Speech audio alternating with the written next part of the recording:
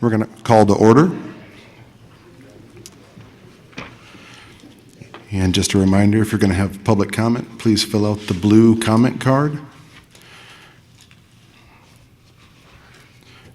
And we begin with roll call.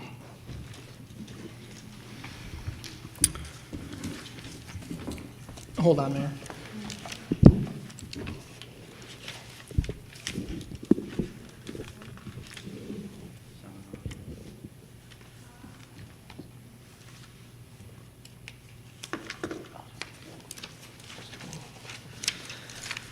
Councilmember Babcock. Present. Councilmember Brookover. Here. Councilmember Watson. Here. Mayor Pro Tem Gregg. Here. Mayor Bacon. Present. All right. I'll look. Yeah, look, there's a little echo. Yeah, I hear it too. Does that sound okay online or? Okay. I'll look for a motion to approve the agenda. So moved. Second. Motion moved by Councilperson Brookover, second by Councilperson Watson. All in favor? Aye. All opposed? Motion carries. Next up, communication from the audience.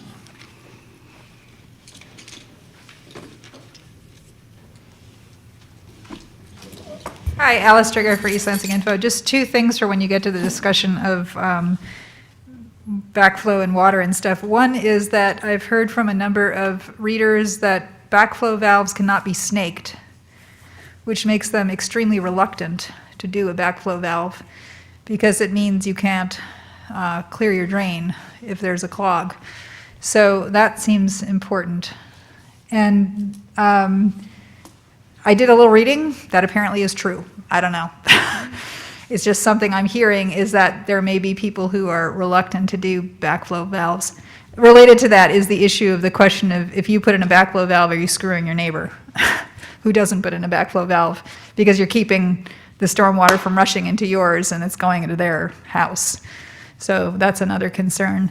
The other thing is this is not per se on your agenda, but I think it comes under ARPA funds on some things, the smart water meter.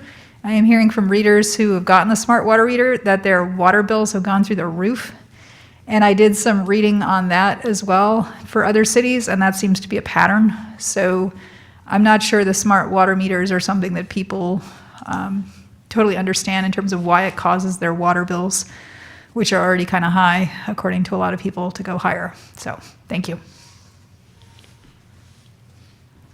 Thank you. Next up, in-person public comment.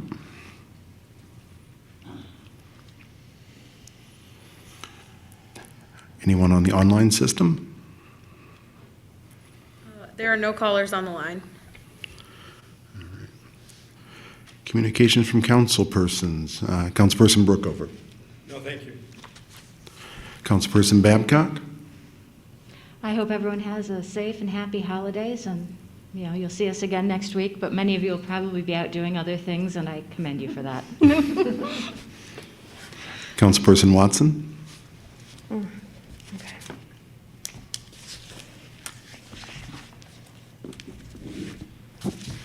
I gotta get it situated. Go past. I'm here. Okay. All right, I'm reading from my notes. I went on a ride-along with Officer Stevens, tuned into a press conference about gun violence, and am co-chairing our Police Oversight Commission. It all has me thinking. I work in public health during the day to reduce infant mortality rates for Black and Latinx families. As a program leader, I have learned how I can harm the point of our programs when sharing blanket statistics on Black and Latinx people without sharing the whys, turning to wonder, or being an advocate and ally for change. Gathering and showing data on poorer outcomes for people of color should follow with gathering and showing data on the chronic disadvantage and barriers people of color face, leading people to solutions and ownership. Ownership and accountability is hard, ongoing work. I am a mother now, and I was raised by a different generation where they could get away with saying things like, because I said so. It does not fly today with children, typically, today. And advice to parents is to throw out that answer and tell them why. Tell people why and how addressing and removing systemic barriers can change the blanket race stats. Race has no biological basis, yet it's so powerful in America, it can have life or death consequences. In racial justice facilitation work, we have dialogue about facing the facts. We had buried facts and stats about interactions. Now that more can see them, we must work to face them, be accountable, and be the change. You can't accurately paint a picture of your hard work without acknowledging racial inequities in your role, your power, and your community. We, as Black and Latinx people, are not fundamentally flawed, so we must look at the systems that have been created and, when needed, disrupt it.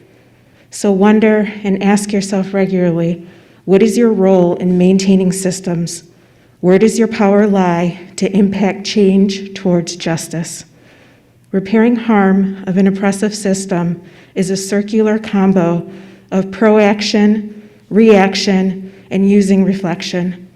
I send serenity, life, and resilience to our city and our sister city, Lansing. Solutions won't be born in a day, but we are breeding them all the times that we do come together. So thank you for trying to hear me in this moment, and to all of you for your ongoing work. And we are putting energies towards something that seems fixed, but it's actually malleable.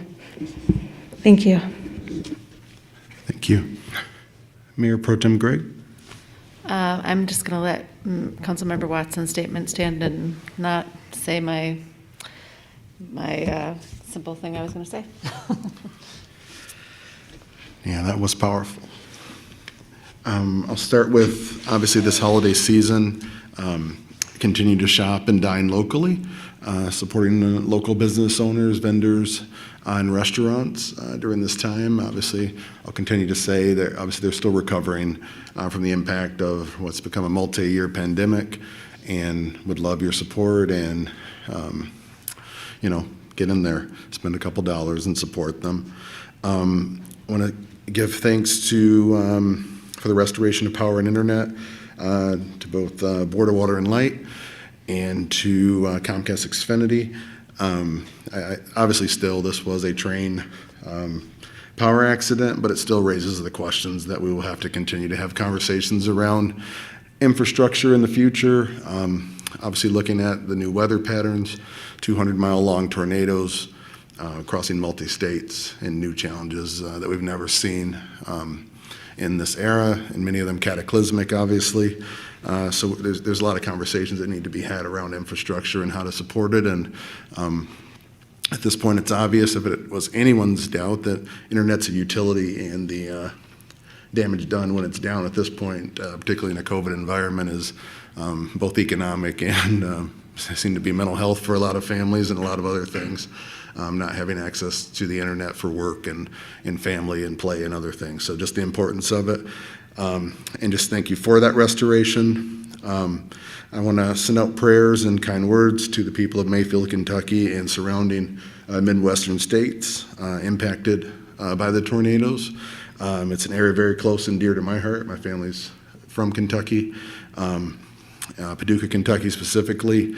And it just wasn't the luck or unluckiness of the draw where the tornado moved on the Ohio River, for which towns were going to be destroyed, and it just happened to miss them that day and hit the neighboring community. So very sad. And just last but not least, I don't want to take anything away from what Councilperson Watson said, but I've been asked by many organizations, people, how to get involved. And I'd say if there's any energies that can be placed in anything, I'd be placed into our young people. They're in absolute crisis. And we're seeing that play out on our streets, in our classrooms, from the Surgeon General from anyone who's paying attention. Obviously, they're in one of the deepest crises maybe in the history of the United States for young people right now, and it's deeply concerning. And I think I can't mention and say anything else. I think we're in jeopardy of losing a generation of young people. And I think anyone who's willing to get involved, it may be one-on-one or in groups or any areas where you can find yourself to engage with young person, they need you. In any way, shape, or form, don't doubt it. They're open to it, they're looking for something, and we're seeing it play out in really unhealthy and unproductive ways throughout the community. If you look at the bulk of where some of these things are coming from, it seems to all be young people. And it's very sad and very troubling to a parent, and I don't have all the answers, but I'm open to any conversation around what we can do through our schools, through the city, through partnership to benefit young people. All right. If I might, I didn't have a spot for comments, if I might make a comment or two. Oh, yeah. City Manager? Yes, thank you, Mayor. Just a couple of quick comments. The first I wanted to mention was that we have available our 2021 annual reports. This is the annual report of the activities of the city, and 2022 calendar. We placed it at council's desks and areas, so you have that for you. We also have it available for free for our residents. It's available in all of our public buildings. Our residents can come in and collect those as you walk in the door. Typically, there's a rack of them, or you can request them via communications, and we can send them to you or mail them to you for free. So please, if you want a calendar, we'd love to be able to share one with you about the activities. There's also a lot of great pictures. This was also, we get those from our community photo contest, so a lot of people contributed to this. I'd like to thank Michael Fry, our communications administrator, and her staff, Quinn and Archie, for their hard work and all the work that went into this to make this happen. So thank you for that. And I also wanted just to mention that in regards to smart water meters do not have any difference in terms of the measurement of or indication of the bill. It is really, they measure consumption, and then you pay a bill based on the amount of consumption. So whether it's a smart meter or an old standard meter that we measure by going up to the meter, there is no difference in the bill.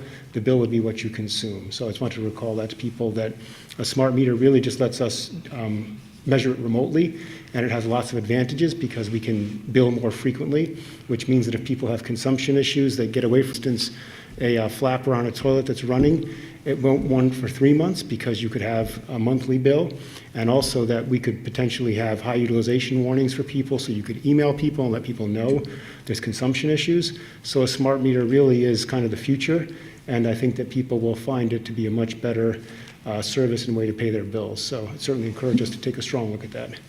Thank you.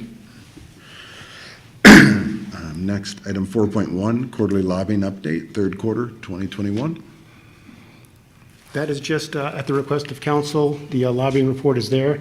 The lobbyist will be available in January for a work session if council would like to speak to her.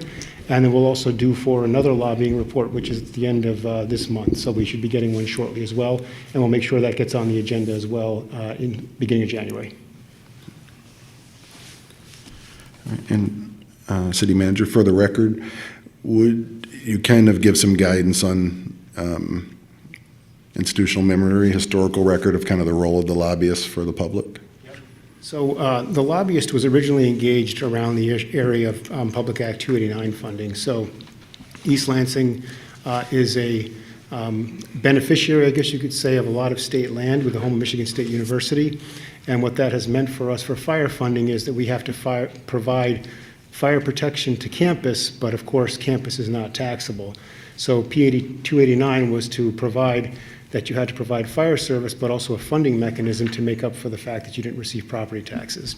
Because we were so impacted by that, the prior city manager decided to hire a lobbyist to make certain that we were watching out for these revenue issues and to make sure that our interests were being served in terms of PA 289 funding in particular, but also with state revenue sharing.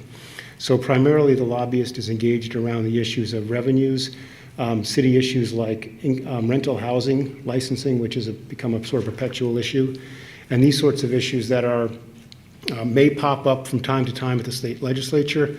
Our lobbyist is watching for these issues to make sure that the city's interests can be at least heard at the legislature and be able to sort of protect the city's interests in a way. Instead of just relying on a multi-client or a lobby like the Michigan Municipal League, who also lobbies for cities, this individual lobbyist is able to look at our individual issues like PA 289, which is kind of almost unique to the city of East Lansing. So that's been historically why we've had the lobbyist, and I think it's obviously served us well throughout the history. Thanks. Thank you. Item 5 we're into the discussion items. Item 5.1, Michigan Recreation and Parks Association Community Service Awards, presented by Chad Stevens, DARA Director and mParks Representative. Hello, Council. Thank you for giving us the opportunity to talk to you today about this. I wanted to give you a brief history and then introduce my colleague to you.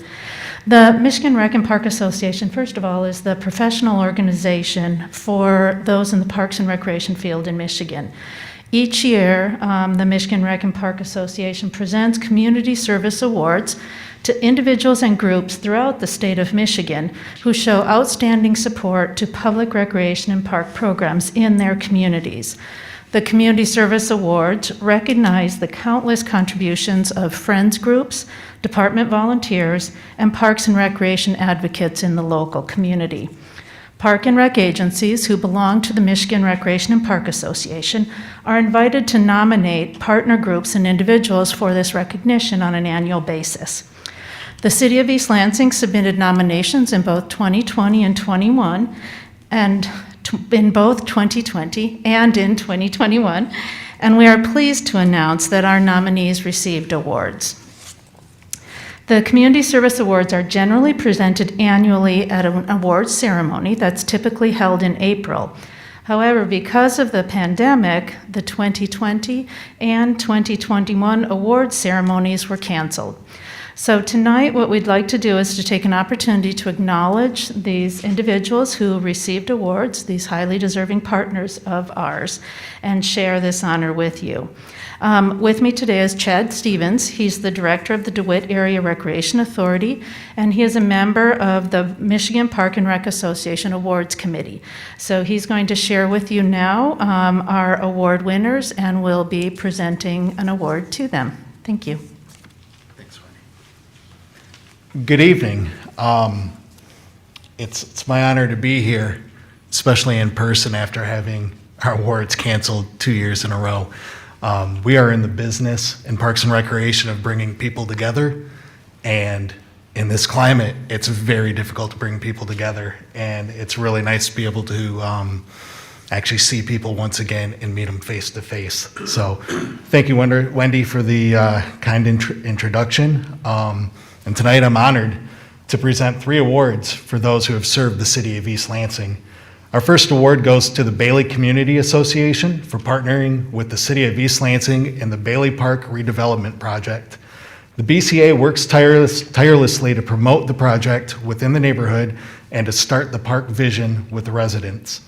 The BCA distributed information about public planning meetings, encouraging residents to attend, and went door to door discussing the park master plan as a positive, exciting improvement. In addition, the BCA spearheaded a fundraising campaign that contributed nearly $20,000 to the park improvements and committed to support the long-term maintenance of the park through annual community work days. Through their efforts, the BCA, a seed donation of $25,000 was leveraged into $350,000 to support the park improvement project. Congratulations to the Bailey Community Association.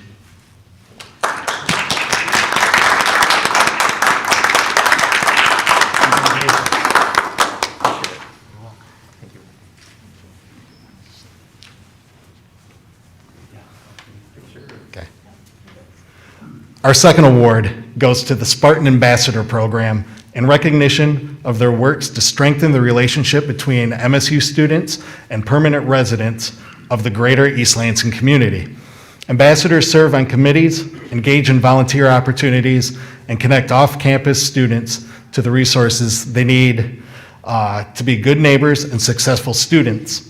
Ambassadors have been involved with citywide and Department of Parks, Recreation, and Arts programs, including the Primetime Senior Programming, East Lansing University Student Commission, East Lansing Census Committee, and Winter Glow Festival. The Spartan Ambassadors have strengthened the relationship between student and permanent residents in East Lansing and provided immeasurable support to department programs and initiatives. Congratulations to the Spartan Ambassador Program.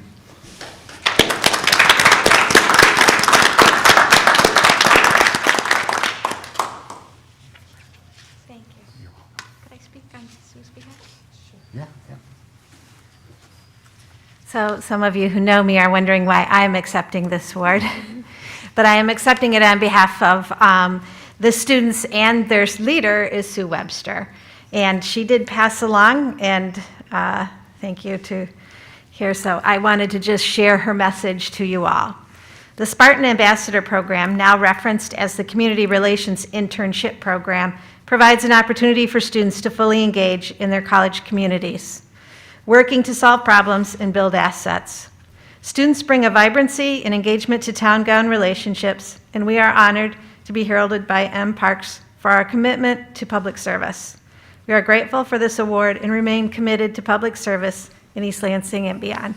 I'm standing in for Sue, who had a prior commitment this evening, and as many of you know, we work very closely together. So thank you.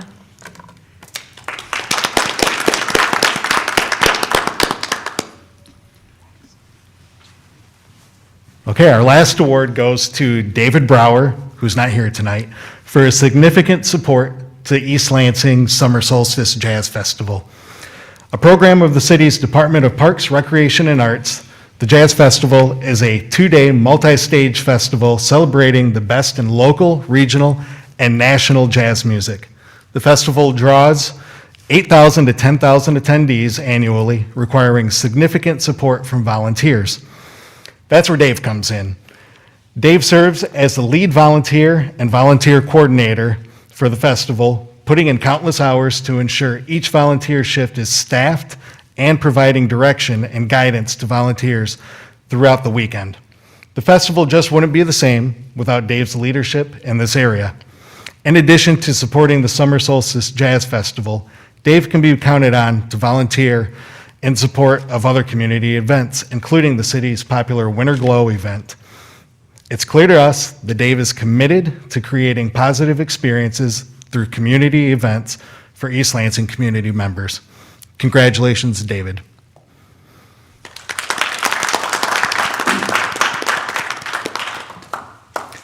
Thank you very much. Thank you, Mr. Stevens.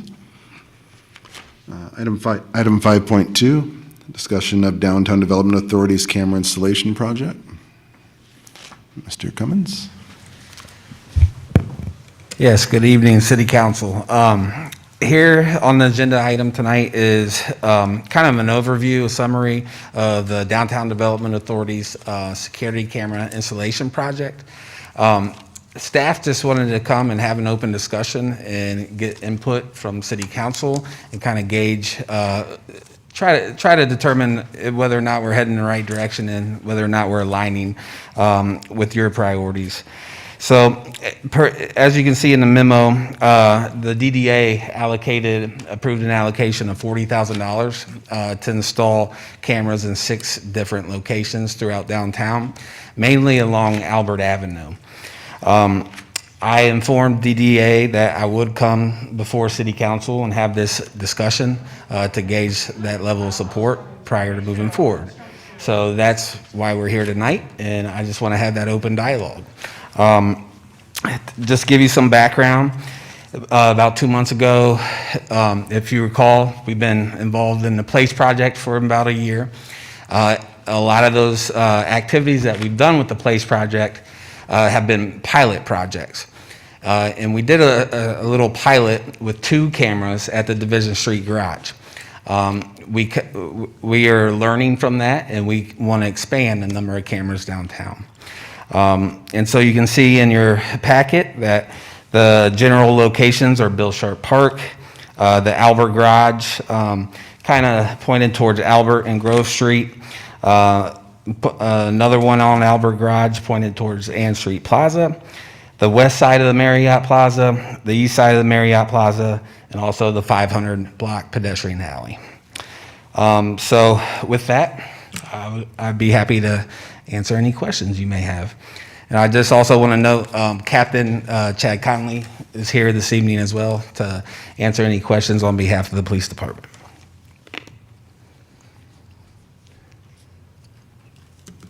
I have a question. Councilperson Watson? Are there going to be signs that say, smile, you're on camera, or anything like that? That was one idea that was proposed, yes. There will be signage, and we're evaluating whether or not to make it kind of fun, playful signage rather than security, so it's absolutely something we could look into. And how's it going to go if someone wants access to the footage? I imagine they would have to go through the FOIA request process. Obviously, we wouldn't have any files per se unless we generated that document for one reason or another. Okay. Thanks. What's the memory or the time retention on the recordings? 30 days. Okay, so, and after 30 days, what happens? My understanding is it goes away from the cloud. Okay, and so during that time period, if they, for instance, observe something that's alleged criminal behavior, like, for instance, a shooting in a parking ramp, so how would that video then be handled? Essentially, it would be downloaded from the software system onto our own network drive so that it doesn't disappear in 30 days. So it would be secured as possible evidence? Correct. Okay, Yeah. and then that would be possible evidence available to the parties in any criminal prosecution? I would imagine so. I don't want to misspeak on behalf of the police, but I believe so. Well, Chad will speak up if he needs to, I think. But Okay. so the reality is, at some point in that process, it becomes a public record, correct? Correct. Okay. That's my understanding. And the DDA is not taking the position that these are not public records, No, correct? I have not.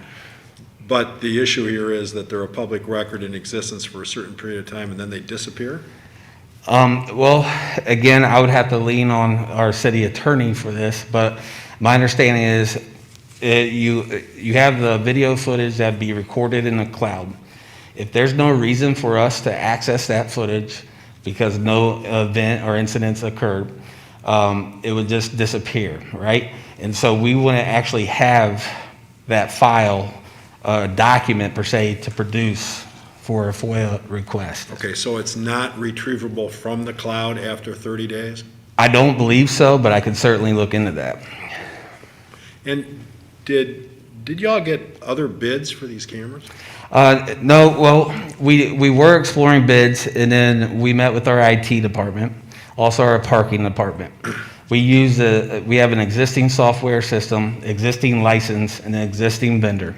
And so IT and parking, we all just thought they would be considered the best sole source estimate we could get. Instead of switching vendors, software, licenses, it'd be the most cost-effective approach. Okay, so the answer is we didn't get any other bids. We did not get any other bids.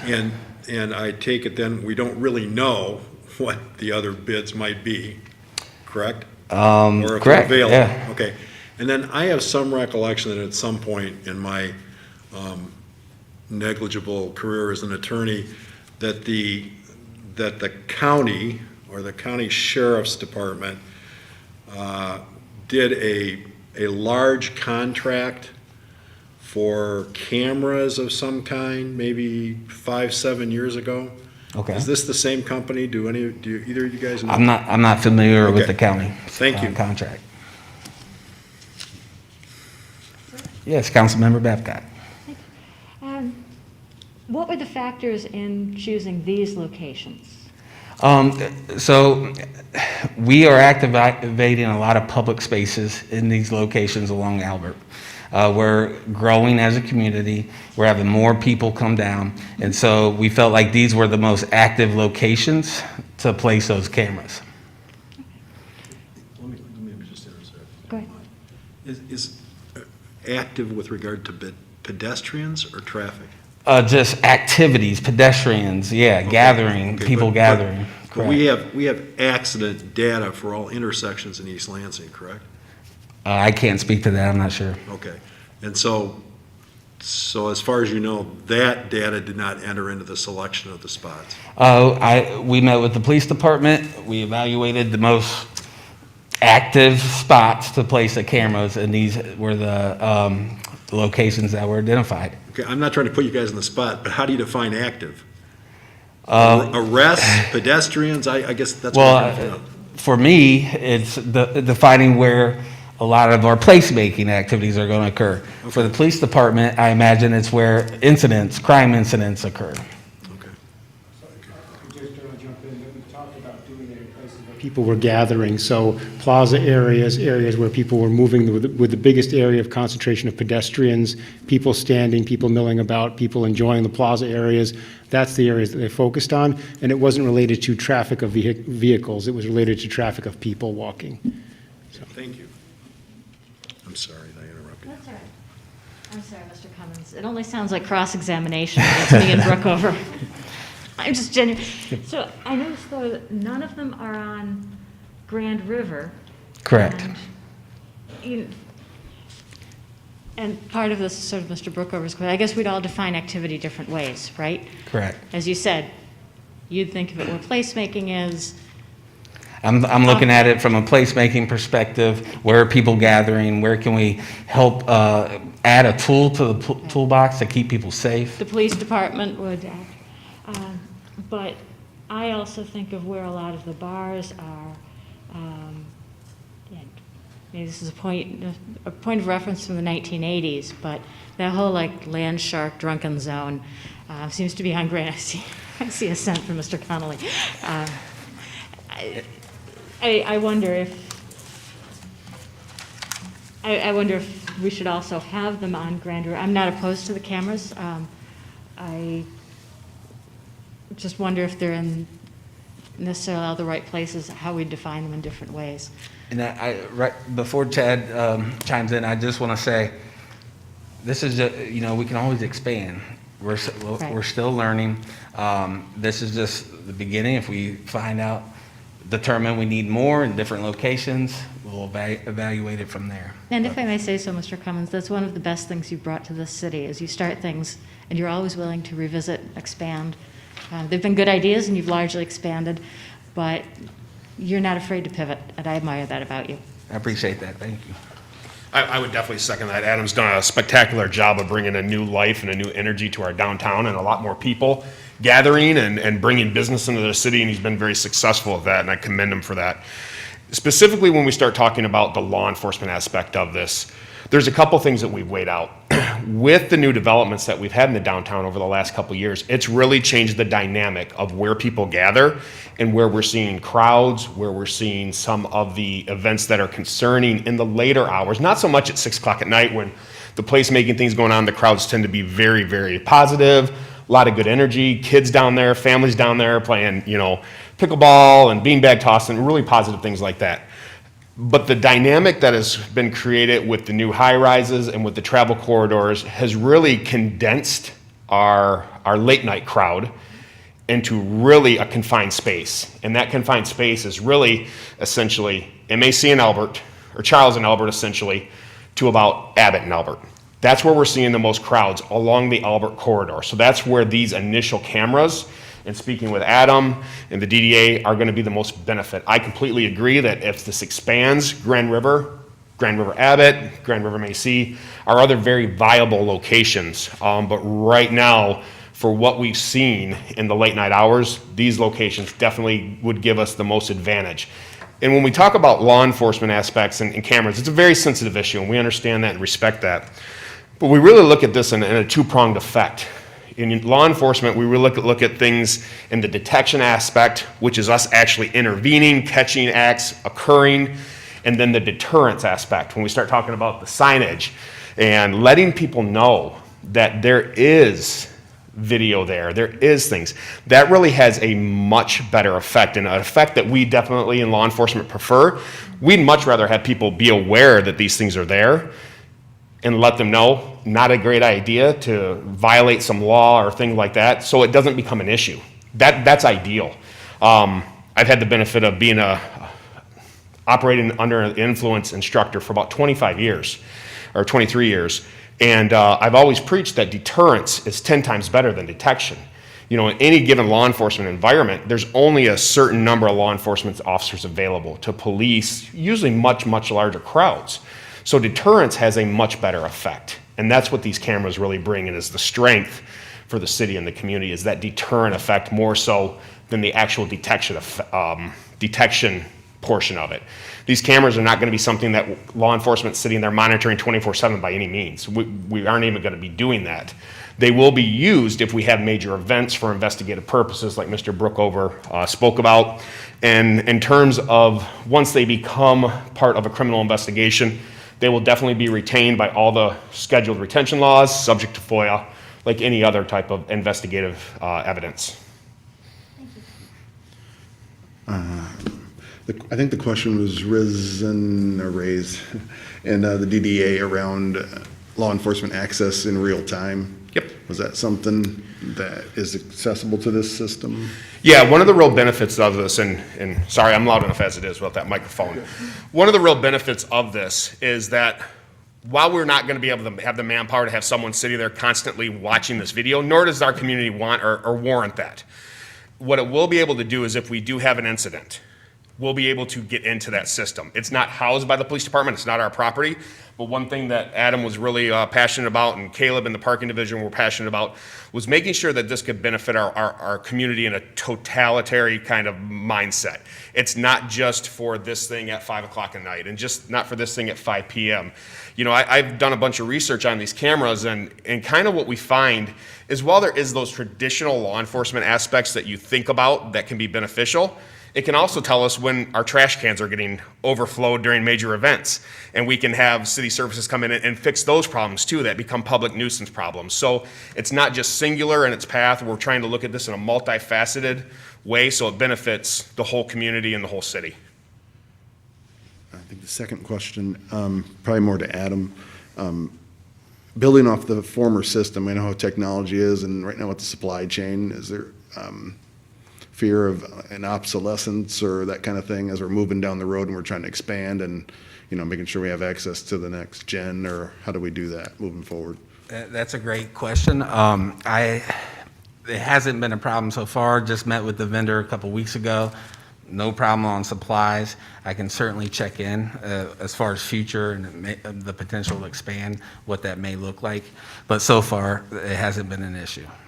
And I think the question rose on our couple conversations now with MSU about sharing information and that type of thing. Is that also possible or applicable through our system? Yeah, I would hope that we could get to the point where our partners at MSU, you know, we could be working with them on some of that footage as needed. But it's certainly possible. Yes, sir. And especially in our law enforcement network, we're very cooperative with them, and as far as sharing our type of information with MSU to help solve any type of issue and things like that. They have a few more things they have to deal with as far as, you know, some different loopholes they have to jump through with releasing information on students, things like that, which is completely respected by us. But our information, it's going to be very easily accessible to them. It's simply a phone call or say, hey, you know, can we get some video of this? We might have had, you know, a subject go missing or something like that. That's just the general cooperation that we share with MSU, and our departments work well together on those types of things. Go ahead. Last one for me. Yeah, and I think that could be an important part of this. Just comment, Terry, at this point around this, us trying to revamp celebrations and some of that stuff, and kind of what we're looking for using our camera system and theirs, and what we're kind of in the aftermath of celebration. Hopefully there is no aftermath, but that we can be more prepared and know what we're looking for, or have those conversations ahead of the big celebrations and that kind of thing. Absolutely. So I'm hopeful for that. So your comments brought up a couple more questions. So if we don't own it, who does own it? The data. The cameras themselves? The data. The data? It would be the city. It would be the Downtown Development Authorities. Oh, I thought you said something about we don't own it. Okay. And then I guess the other thing I'm curious about, and maybe this has already been investigated by everybody, and I don't want my questions to imply that I'm not in favor of this, okay, because I am, but is there actually research over the last 10 years in the United States that shows that the implementation of these cameras actually does contribute to hire public safety? Absolutely. I did a bunch of cruising over the last month, going to all the different types of websites, and a lot of them are vendors, so we know that they're going to say that they're very positive. But in speaking with other law enforcement agencies that have employed these types of cameras, there is a definite benefit. Does it stop everything? Absolutely not. Nothing does. But there is a benefit, and they have seen positive changes in not only the behavior of people at certain times and certain events, so that there has been those types of things looked at, and not only some anecdotal information relayed to me by some of my partners in law enforcement, but in doing the research, all of them point to a few key things that are real positive with this. Enhanced public safety. Well, what does that mean? It means the ability to not only detect crime, but also deter crime, things that I talked about already. It also gives a sense for others that are coming there that aren't involved in those types of nefarious activities, that it is a safe community because they know those cameras are there. And while they may deter someone from doing one thing, they also may give a sense of security to someone that's going down there with their kids. You know, say for instance, they're down there during one of our placemaking events, or you know, the alfresco thing, and someone's down there with a small child, and that small child wanders off. That will be something that our supervisor will be able to quickly pull up a camera once contacted and see maybe where that child went.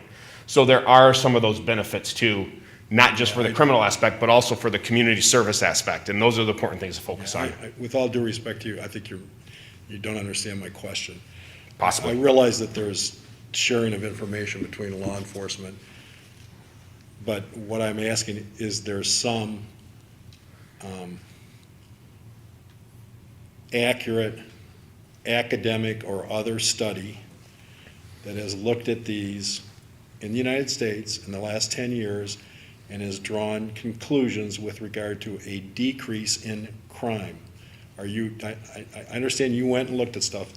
This is not negative, but did anybody in this process go and get any studies from, you know, School of Criminal Justice someplace, or New York City Police Department, I don't know who, that demonstrates that there's actually an effect in terms of decrease in, let's get the elephant out of the corner, in gun violence, for instance. Sure. Okay, so is there, I'm not cross-examining, I'm just curious, is there something out there, or can you find something so that the DDA look at something? I mean, you know, we always get into this situation where we think we're going to fix something, so we're going to invest some money, it's going to fix something, and I guess I'm always worried about, is that really going to fix it, or is it going to help to fix it? So, if you're speaking to some hard academic research, I did not gather any of that. Okay, thank you. Can I? Absolutely, go get it. I can tell you that I've been to other law enforcement trainings when they talk about some of the camera systems employed by different law enforcement agencies, and they saw immediate results by just having that presence there, even if it's not a police car or an officer. Yeah, so but we can look for some of that academic I get all research. that, but I want to see statistics that are valid statistics, that's all. Sure. And I'd like to just clarify, this isn't a fix, this is just another tool in our toolbox. I understand that. Okay. Thank you. Mayor Pro Tem Gregg? I just wanted to speak to Councilmember Babcock's comment. The Bill Sharp location on this list was actually brought up at DDA specifically to address that corridor on Abbott that's got our 3 large capacity bars. The reason it's got a cost to be determined is because it wasn't in the initial estimate, but that was a concern that was shared by the DDA members, that was a high gathering area that wasn't covered by this. And the other limitation on this is that all of these are installed on areas that city has right-of-way control over. And so part of the expansion, if there is an expansion, we'll be lining up locations where we can legally install them, so. Thank you, that makes good sense. Yep. If I could also just address the issue of data. So with these typical camera systems, when it's hosted in the cloud, is that we'll never take possession of the data. So we're never going to download the information unless we have a reason to look at it, right? But if we download it, then we actually have a public record because it's a record kept by us. Correct. So typically this would be a cycle where it keeps regenerating and copying over itself in the cloud, but we're never going to be downloading it. That's what you mean by? That is accurate, Yeah. sir. And just give commentary and some, to the use of video. I think my best example was seeing one of the recent incidents, gun violence incidents, with trying to kind of view from the body camera and getting to watch that video and seeing law enforcement attempt to kind of disseminate who's who. I thought that was more of what stood out to me on the camera systems. That's why I was literally asking the question about access in real time, because that seemed to be one of those situations where if they could determine who was the person, because I saw they had to detain multiple people, and it was very chaotic and dangerous, particularly for the law enforcement officers. So that was really the nature of my question, kind of to build off of Councilperson Brookover's question as far as deterrence. I think that's good, and I'm hopeful that works, but I think there's a second level there of when something does happen. Correct. You know, what the type of evidence and maybe even the ability to figure out what happened more quickly. Right. And one of the benefits of that is after any type of scene is stabilized, they will have the access to go back and look and quickly determine who was involved, and not just for the criminal aspect of dealing with that, but also for if there's people caught in the mix that weren't involved, be able to get them on their way and get them back to their normal day. Yeah, so that was the big selling point for me from seeing most of these presentations. So, all right, thank you. Any further? Councilperson Watson? So just wanted to clarify again, so besides FOIA and the police, and I heard what Mr. Lahannis was saying, no one's going to be skimming through the videos or asking staff to skim through the videos or anything like that. So our goal in law enforcement with this is if there's a crime, report it to us. That's where it becomes a tool. The only other option for us will be, say it's a busy downtown football game night and our officers are tied up on something else. A supervisor could quickly check and see what the crowds look like real quick, but it's not going to be for sitting there trying to find things whatsoever. We have a good policy on surveillance technology. We don't use it for that. This is used for obviously proactive enforcement when there are issues, or to check statuses if we're tied up elsewhere. And hypothetical situation where our team would use it, say Division Street Garage, someone reports a turf rug is missing. We would go in and look at the video surveillance and see what happened to that turf rug and then call it a day. Okay. I have one more question. Because I have some experience with these in Michigan State. Not personally, but with clients. Is this the same company that provides the cameras inside the dorms at Michigan State? I do not believe so. Okay. And so what is there, I mean, you may not have gotten to this situation contractually, but is there some sort of guarantee or warranty on these things working? Yeah, I don't recall the warranty off the top of my head, but I want to say 3 or 5 years as far as the equipment. Well, let me just say this. You know, I have student clients at MSU that get in trouble in dorms, and there are now cameras all over Michigan State University in the dorms. Most of the freshmen don't realize that, so that's why they do stupid things. But the reality is, my experience in the last 3 or 4 years is about half the time those cameras aren't working. So I'm just suggesting who all's doing this might want to just sort of take a look at that. I think that's a fair assessment, and the people that maintain that could build some type of regular check schedule on them. Clearly, they can't be checking them every day to make sure that every camera's working, but maybe monthly checking them. We run into that in the city with the cameras, and we see that sometimes in city camera where we don't realize a camera's out until we go looking for something. And if there was a process of kind of assuring it was there on a regular basis, it might add to some consistent measure of knowing they're going to be up and running. Yes.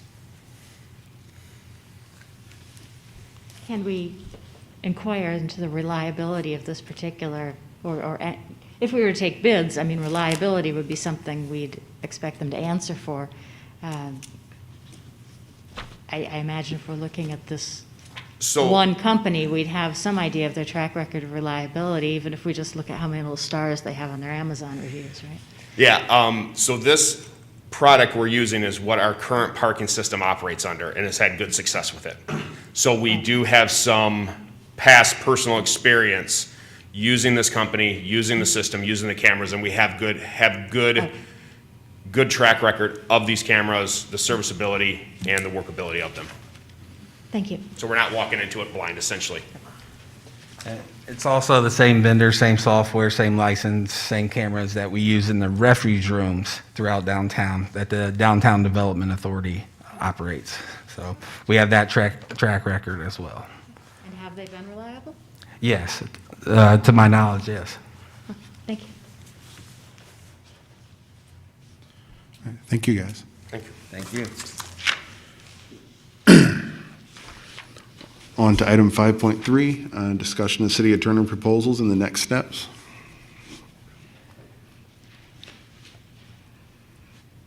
So this really is a conversation for council. We have reopened the process and have, I believe at this point, 7 firms that have put in proposals, some for both, some for one, or some for the other in terms of general city attorney services or for court services. And staff has a couple of dates that they'd like to propose to council to consider for interviews, but obviously at this point, the process is yours of how you'd want to proceed. And you also, of course, decide if you prefer to do any screening, but being that there are 7, perhaps you want to interview them all. I don't know, Emily, if you want to show some proposed dates to council and see if the availability works for council. And then we would, of course, notify the RFP proposals and have them come in order and do an in-person interview with council. And council would proceed from there.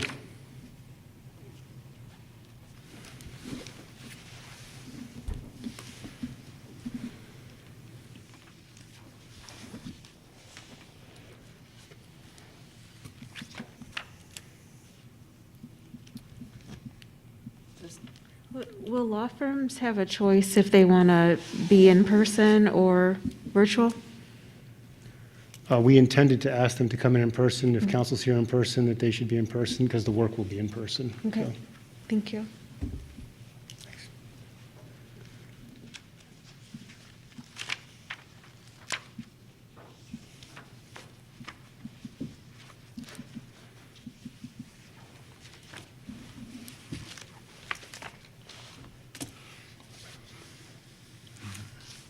I don't have any conflicts on any of those dates. They would all be fine for me. I find that Saturday date cruel and unusual, so. we'll- Just threw that one in there to see if council had any preference for it. We have no preference for Saturday over Thursdays. We were just trying to find days that give you flexibility to pick some days, or pick a date, because we're hoping that 7 Flex interviews. your mayoral privilege could and be done. strike that one from the list. Will we need 2 days to get everyone through? Is that what? I think that if you have 30 to 40 minutes per interview, that hopefully you could get through this in one block of 4 hours. And don't give people prescribed times, but just tell them the order, and then they'll need to be sort of in standby mode waiting for council. So as soon as you finish with one, you take a quick break and you're back to the next one again, and not have to drag it out waiting for the next 6 o'clock, 7 o'clock, and so on, which could drag it out. So hopefully trying to do it within 30, 35 minutes at a time.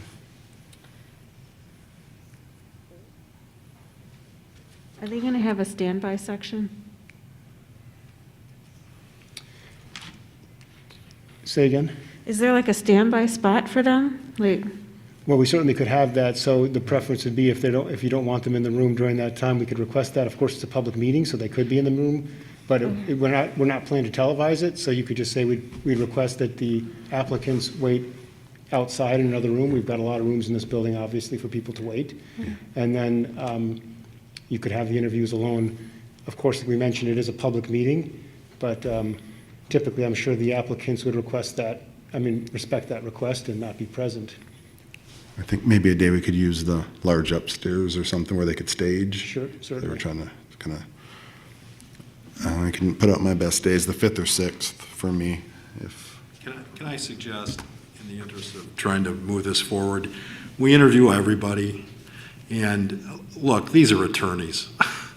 If they can't sit in the audience and listen to some other attorney talk about what they can do or not do, I think that's sort of, I think it's unnecessary. We just block them for 30 minutes or 40 minutes. We put them in order. Here's your order. You can come and listen to the other people or not listen to the other people. I'm reminded of our interviews, Ron, at ASMSU, where they wouldn't let me come in and listen to you because you were running for a 2-year spot, and I might hear the questions. So the 2 of us, or the 4 of us, or how many of us had to sit outside, which I thought was I just thought it was silly. Okay, so my attitude is, let's just set them up, have everybody be in the same boat, interview them all, as opposed to trying to select out 3 or 4 like you did the last time, and interview them all, and then I think we need to have more discussion in terms of, after those interviews, in terms of how we want to proceed after that. So that'd be my suggestion. Yeah, I'm comfortable with that as well. The last time we went through this, we did have a fairly standardized group of questions. I don't know if we wanted to kind of pre-publish the questions the way that we did last time, and allow people to prepare. We don't have that. I guess we could develop that right now, or we could just have it be more organic and more question and answer style. I think the Zoom format was a little stilted in its format, so I think that was kind of why we decided to go with that. But Well, and the other thing, I think Dana and I talked about this a little bit. I thought it was kind of weird from a negotiation standpoint that the last time you had those interviews, and then on camera, you pretty much decided who you wanted. And then you went and negotiated with them. And to me, that maybe wasn't the smartest way to do things, because you had already telegraphed to them that's who you wanted. So then, with all due respect to them, you sat down with them and they knew that they had you at some level. And so I think we ought to be a little careful about that in terms of trying to make a decision that day. I think we interview them all, and then we sort of regroup amongst ourselves and figure out exactly how we want to handle things next. Right. That makes a lot of sense. The only thing that we have to be considerate of that is, regrouping and discussing things amongst ourselves. We do still have to, we're still OMA compliant, so there's only so much that we can do that's not in public, so. Yeah, no, I The understand. negotiation will be public either way, I guess, is, but maybe not with them present, which is the point, yeah. I think that's the overall weakness of city government, when you don't have that type of leverage, because it's public and it's fair. Also, Mayor, I could bring a past list of questions and some proposed questions, and then council can start from that next week, and then you can strike questions and add questions. Maybe just to facilitate that for next week, we can have that for you as an agenda item. And then, of course, that's just a starting point, but it'll speed up the process perhaps for you to have a list of 7 or 8 questions you want to ask that are standard. Yeah, I think if we're going to pick for a January date, we'd have to settle those questions in the next meeting, so, yep. Yep.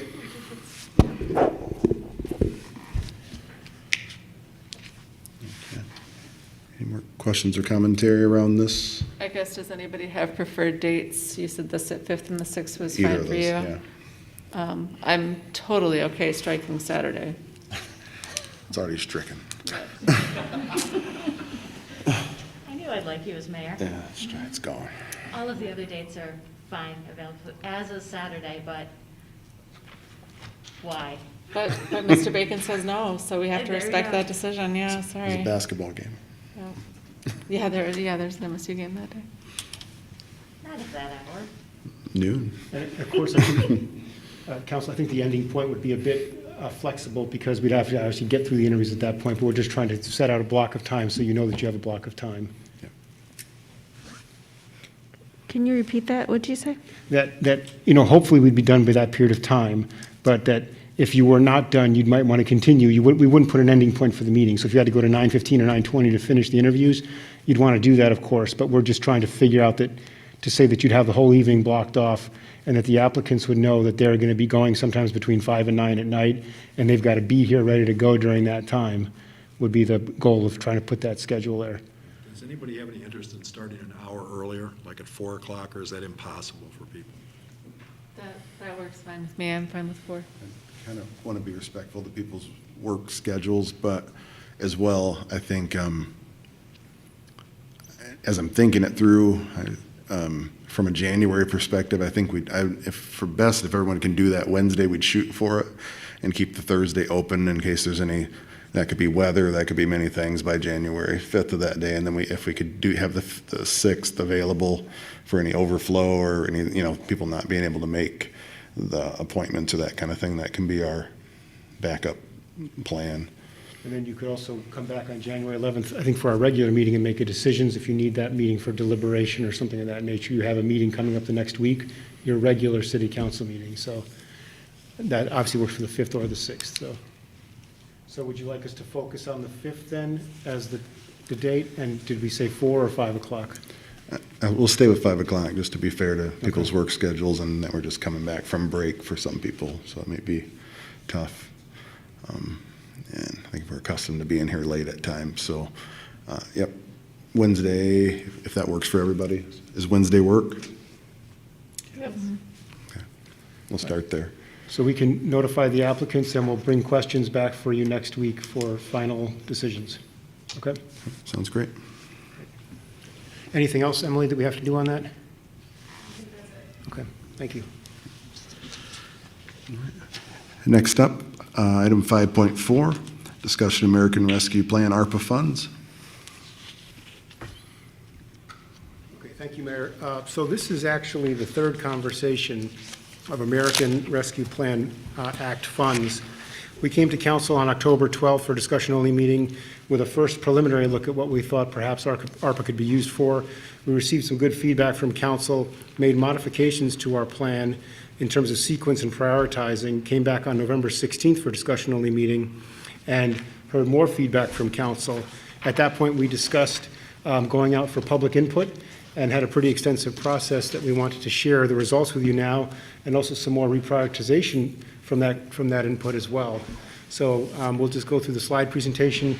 Hopefully everyone can see what we have down here. Go ahead and go to the next slide. So ARPA survey results. So the survey to the public was open for input for 3 weeks from November 19 to December 10th, this past Friday. The survey was promoted by news release, social media, e-dialogue. So basically we used all of our communications channels to let people know about this input opportunity. A total of 196 respondents, and 149 responded, yes, I'm an East Lansing resident. Of those respondents, number of respondents who selected no, I'm not an East Lansing resident, was 47. Number of respondents who selected yes, I'm a resident as their East Lansing town, but also filled out additional information was 80. But significantly, of this group, 5 did not include street addresses within the city. So I think we can take that between 70 and 75 were actually by East Lansing residents within the city of East Lansing. For instance, of the 75, I saw a couple, at least one that was an East Lansing address, but just outside the city limits, which happens because people believe if they're in the mailing address that they're actually in the city of East Lansing. So I think we actually I was impressed by the response of having almost 70 to 75 residents actually weigh in, give us feedback on the survey, and then put their name and address as well. So good response overall, very pleased with that. Why don't you switch to the next slide? And then here we have, what we put was 10 items for the residents to be able to select amongst items in prioritization. So basically, we have, like we said, about 80 answers from people. And the one that gained the most support, or the most selected, was the Homeowner Assistance Sewer Check Valve Program. So I think that this is something we've heard from our meetings that we had regarding sewer backups, that this is something that residents think is a very good idea. We've also obviously heard from council, so that certainly aligns with what we've seen. Water meter replacement also scored very high, scoring second, but again, close to some of the ones behind it. Now, the water meter that we proposed was $1 million usage of ARPA funds for water meter replacement. Just to remind council that that is a project that is probably closer to a $4 million project. It is a long-term project, not something that we could accomplish in the next year. We currently have a study out where we are looking to implement that. The study was approved by council, I believe, in the summer. So that study is still ongoing, and I expect that this would be something that we would implement 2 to 3 years from now, not right now. Of course, if this is a priority of council and selected as an item, we would simply reserve the money for that purpose. Then East Lansing Public Library, Hannah Community Center, and Fire Station 1 all scored rather high, which I think people understand the need for the infrastructure improvements. Downtown parking improvements scored middle of the road, and then I think a little bit surprisingly, citywide records and phone system scored above the bottom. Parking lots and recreation facilities, again, scoring towards the lower end. And I think that, you know, I'm trying to figure out exactly why, because we do get some complaints about the condition of those facilities. We're talking about the aquatic center, softball complex, and the soccer complex, both of which have their original asphalt at this point from the 2000 period, 2000, 2001, and generally speaking are not in great condition. Downtown business support scoring towards the lower end as well, and then probably not surprisingly, City Hall improvements scored at the bottom, which I think people generally think when they come to get their transactions done that the building is functional, so I think that that's probably why that's not a high list of priority. So good feedback by our residents. Let's skip to the next one. Hey, George, can I ask a quick question? Yep, go ahead. On the water meter question, I think in general that raises a lot of questions anyway around water billing.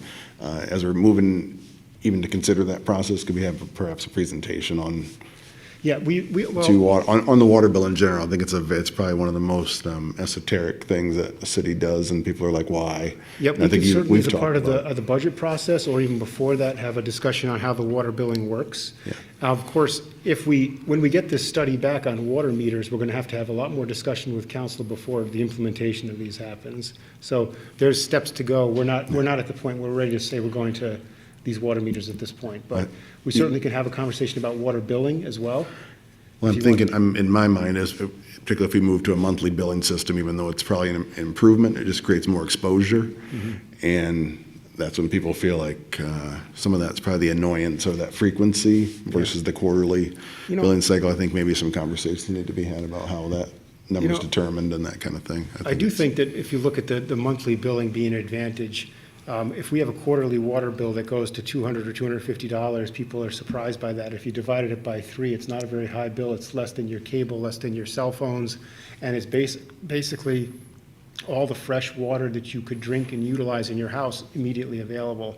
So water really is a great value for people in terms of its importance and how cheap availability it is. But I think people's expectation over time is that it has been so cheap, and when the price goes up at all, people are very sensitive. It's cheaper than my cable when my cable's actually working. That's true. So, Right. You mean the last couple of days it had, Yes. Yes. Yes. We've all experienced that. Thank you. So yes, we can certainly have a water bill discussion as well to explain that process as well. Next slide, please. So what I did here was I took the original document that I talked to council on November 16th and really just went through and took the prioritizations from the resident survey, 80 respondents, and you can see that I just basically renumbered what the existing list looks like from this point on, and obviously with homeowner assistance coming in at number 1, water meters 2, library, and so on.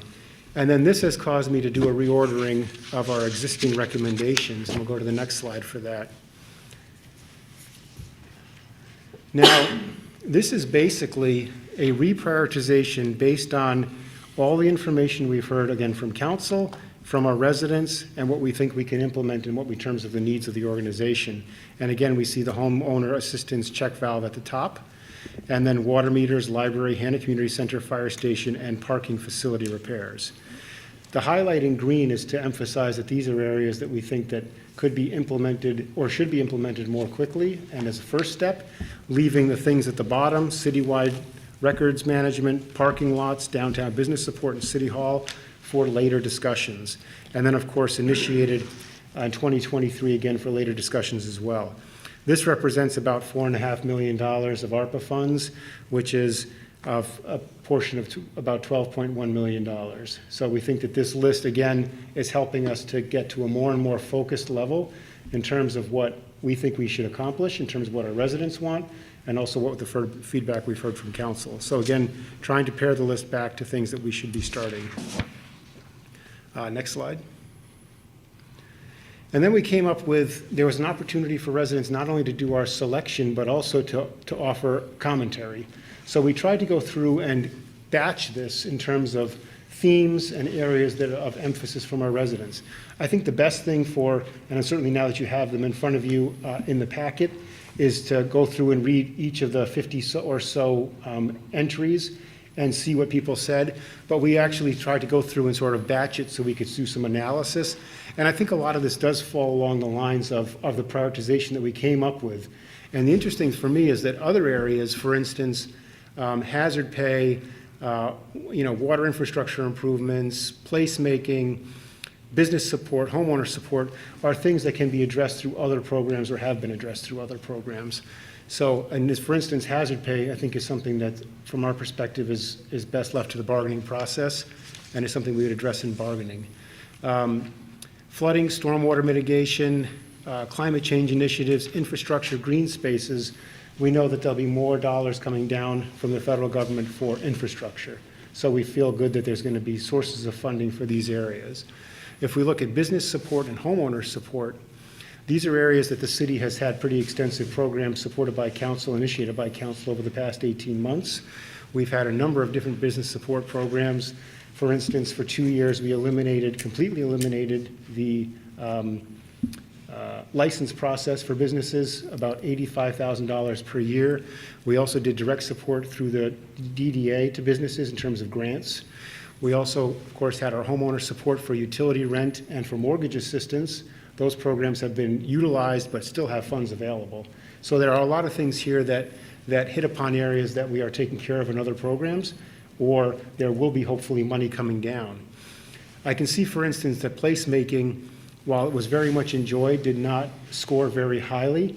I don't think that's a reflection of how much utilization it got, but that may be an area certainly where we could at some point pull this off the ARPA list completely, because we just found out that there's actually money from the state coming for some pretty big placemaking projects that we would want to be in the queue for.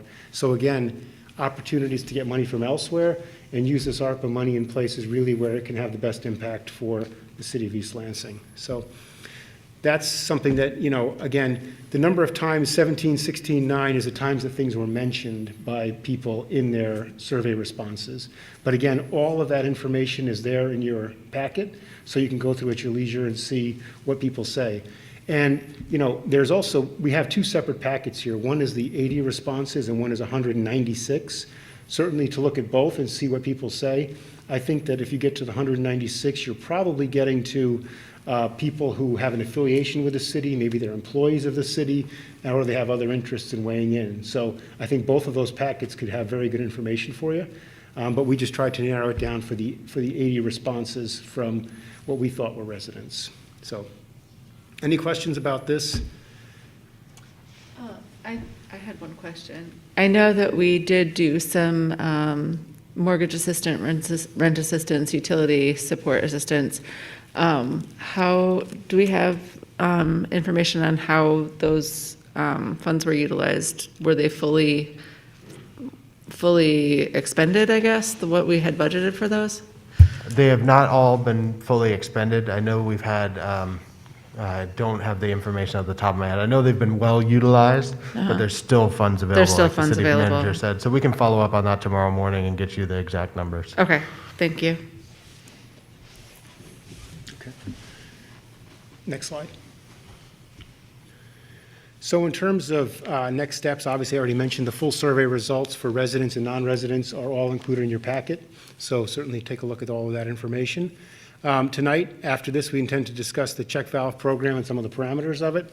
And then next week, seeking approval for the check valve program from council, and also bringing a budget amendment to allocate the first $500,000 for that program, with the intention that people could begin putting in applications for that program hopefully as soon as January. And then, well, we'll go over more of the details. I don't got to go over the GSL program now. And then bringing our highest priority items, those are the ones that were highlighted in green, HANA, fire, library, and parking, back to council in January and February for future consideration. So with that, any questions from council or information you'd like to provide, feedback? Yeah, I think just around the check valve system, as was mentioned by the public earlier, that we make sure we express the limitations or that type of thing as people begin to move forward with that process, that we give some clarity on those limitations before people take that step, if that's something. Yeah, we certainly could ask our plumbing, I think people have drains snaked from the insides of their house, and they go all the way to the main line, and this means that you could not go beyond the main line all the way towards at the end of the house. So there still is opportunity to snake people's drains. You could snake a lot of the drains in the house, but you could not snake the main line, I believe, is what they're talking about. Do you have that information?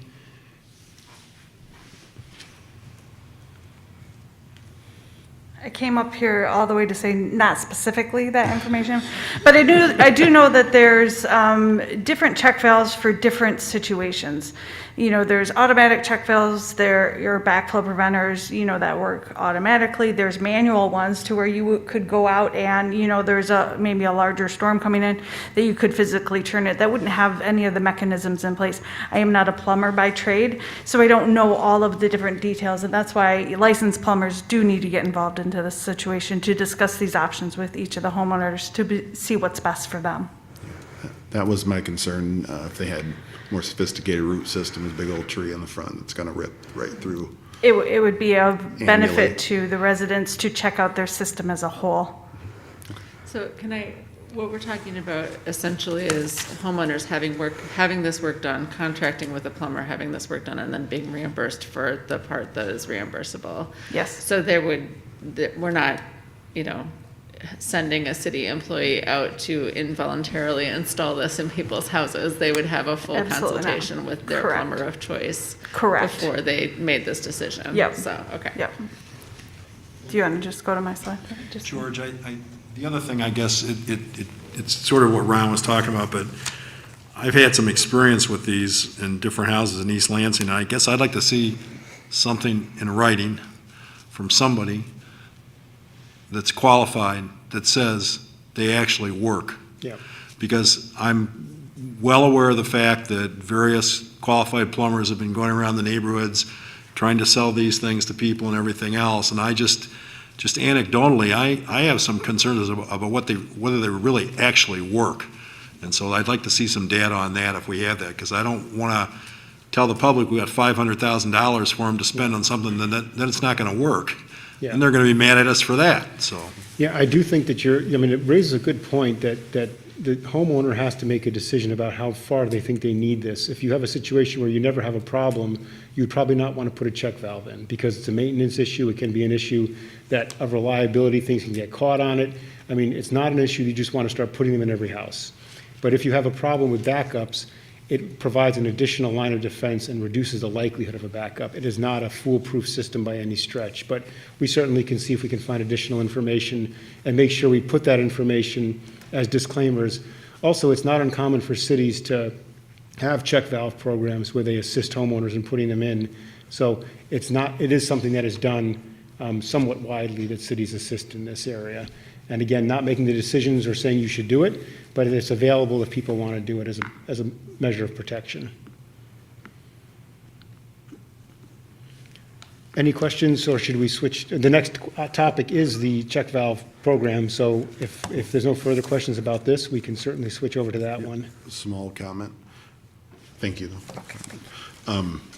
Just with the capital projects, those things are good. I do want us to maintain some flexibility around the ability to do things around programming and other things. This is probably the least earmarked dollars that we're going to have access to, and I'm sure everything else that comes down is going to be severely earmarked in how we can use it. So just, making sure we don't have that many redundancies and that kind of thing, and like, oh shoot, we should have waited to do this with these dollars kind of thing, and making sure we do have, like placemaking, which I consider a program, Yep. making sure we have where there's availability to do programming and do those types of things, along with the large capital projects. I know over the next 2 years or the next 2 tranches, that we keep some flexibility. That'd be my biggest concern going forward, but that's just anecdotal at this point. Yeah, and we definitely are heeding that, and we're being cautious and deliberative about this because we're now, we got the money was approved in the beginning of March. We got the money in May, and we've been thinking and planning and waiting and watching up until then, and even now we see more money coming in terms of infrastructure, so it sets us to rethink, and now there's money for placemaking, which again sets us to rethink again. So definitely being cautious on the recommendations, and trying to think of areas where historically there has not been any money, which is to redo our own buildings, that sort of thing is an area where it's not like street money, water, sewer money. It's an are where there has been very, very little assistance. So, Makes but sense. it's a good point and well heated. I have a question. So since we knew that some other areas chose to use the ARPA funds for bonuses and increases, how come it wasn't made an obvious option for people to choose from? So when I first developed this list, we had considered it and decided that we thought it was not the way to go in terms of this organization. Since then, there's been Ingham County giving ARPA money, which has sort of, I think, changed people's calculus about the issue of bonuses, and now we hear more and more about bonuses. So this has kind of become a moving target, so to speak. So if council does have a preference, and there are some areas here where bonuses were mentioned, so that's why we put it again, we put the open-ended opportunity. But if council has a preference to discuss or have us go back and look again, we certainly can make different recommendations. But the issue of bonuses isn't something that we're at all ruling out at all. It's an area that we just think we'd prefer to use the bargaining process and use the city's general funding for that as opposed to ARPA.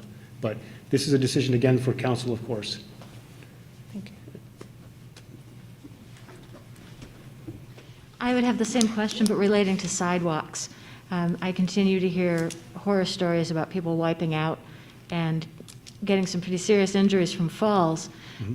Some of our older residents, and also I know of one preschooler who was a little toddler, was pitched out of a stroller, and sidewalks weren't on this, and I was surprised by the omission.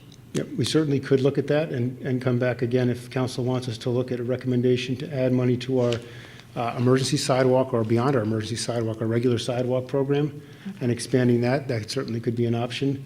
If council wants us to consider that, we can bring that back for discussion in January when we bring the other ones. And again, by listing the $4 million, it leaves a lot of flexibility for the future for other items. And even the $4 million, the only thing we're looking to commit at this point next week is the first 500,000. Nothing else is being committed at all. It's still all in discussion phase. But we certainly could look at adding something in emergency sidewalks or sidewalk replacement and repair as well.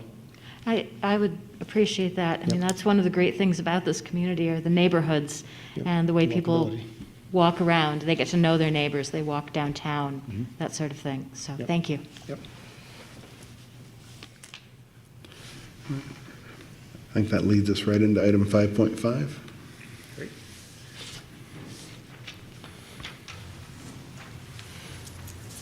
Since I only have one slide, I'll just come up here tonight. You can go to the next slide, Emily.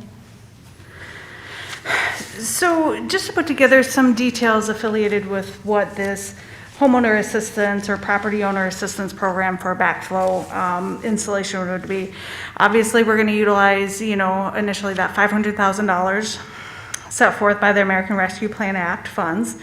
And, the biggest question is who is eligible? Well, it's really any property owner who has interest in installing a backflow preventer. And how we came up with, a way forward for the funding was, okay, let's look at, what this might cost. We had some discussions with our building department, they're indicating this may cost, $1,000 to $3,000, depending on each house. If you have a completely pristine finished basement, it might cost a little bit more than that.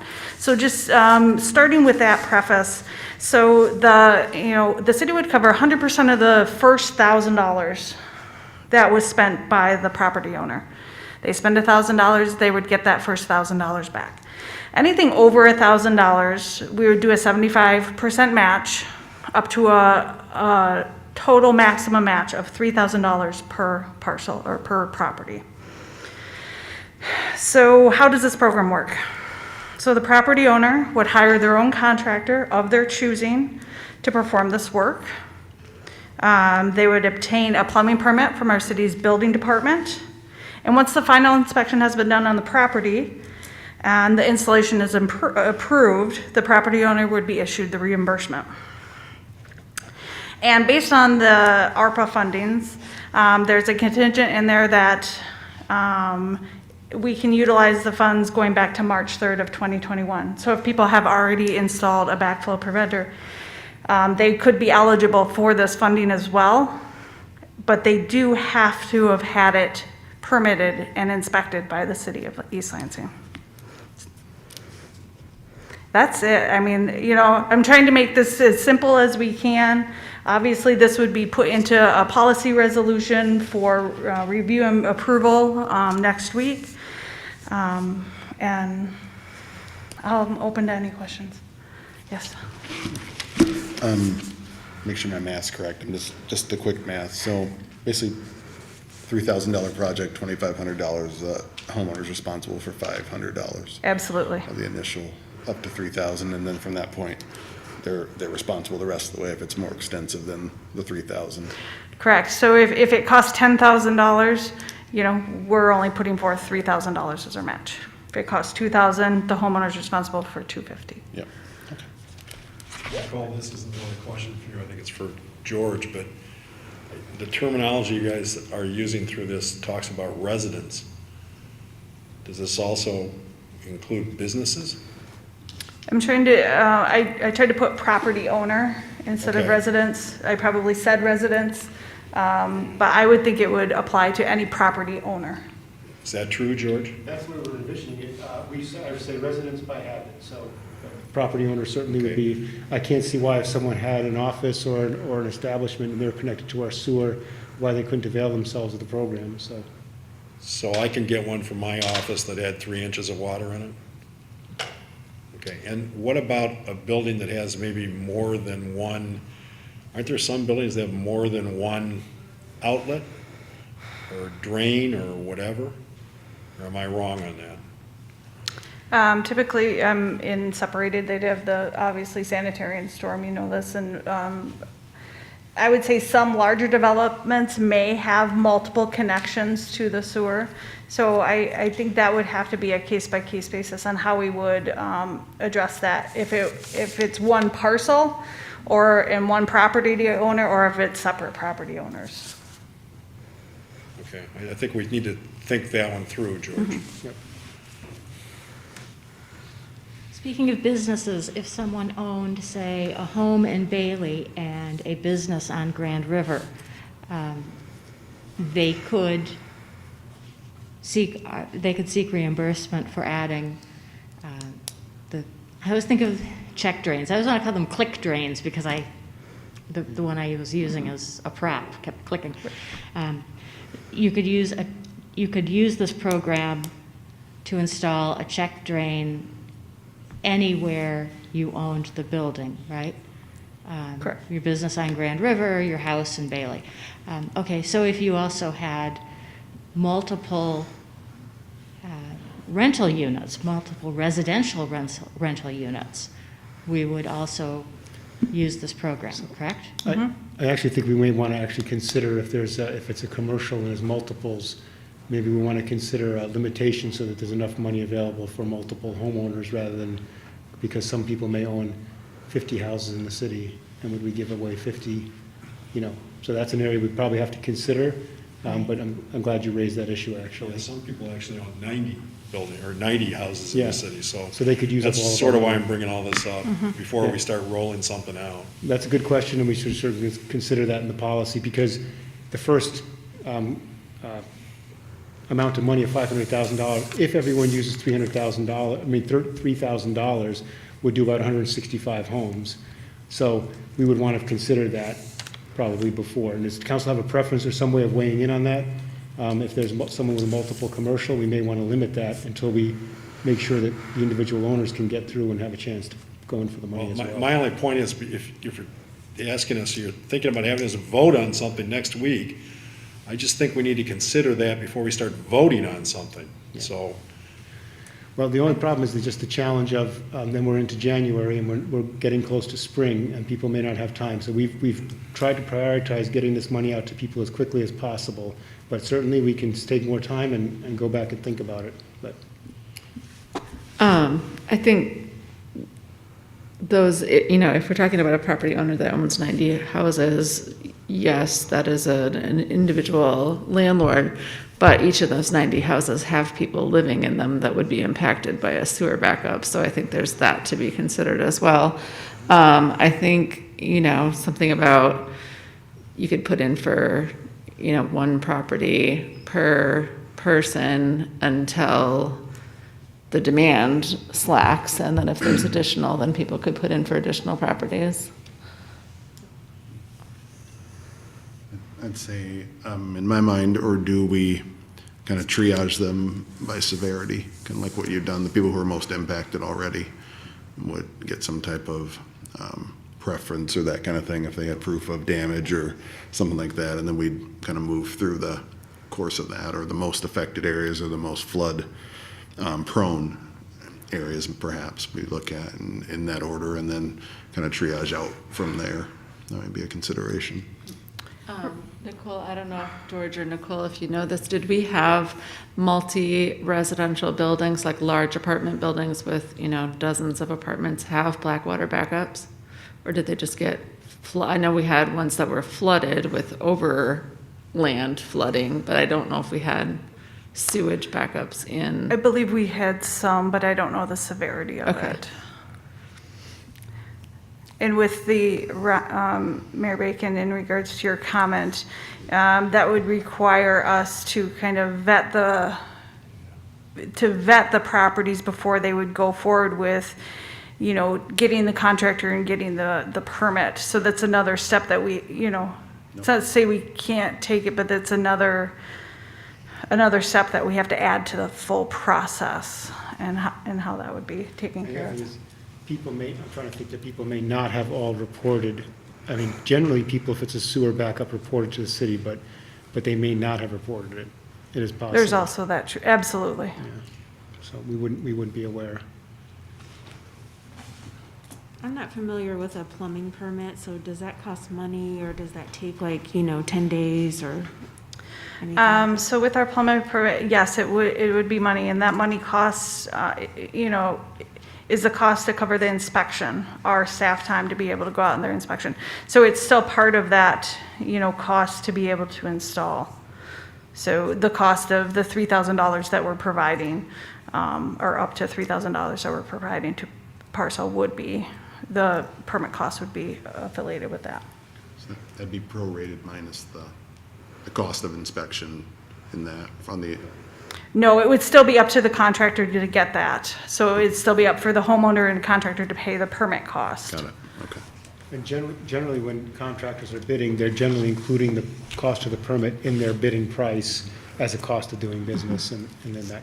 And then sometimes it can take a while to be able to get through that inspection process. But the turnaround of the permit, I don't believe it's that long. Well, if there's 150 of them, it's definitely going to take a while. Absolutely. Okay. But just again, the people that already got theirs done aren't going to have to supply a plumbing permit. Correct.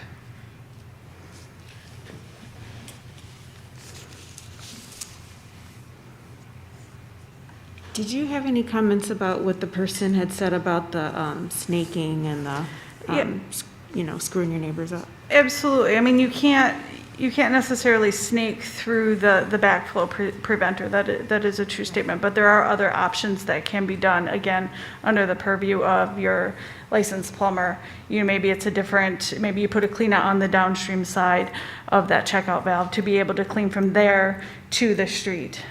So I do think there's other options, but I think that would be something to be able to get with the plumber.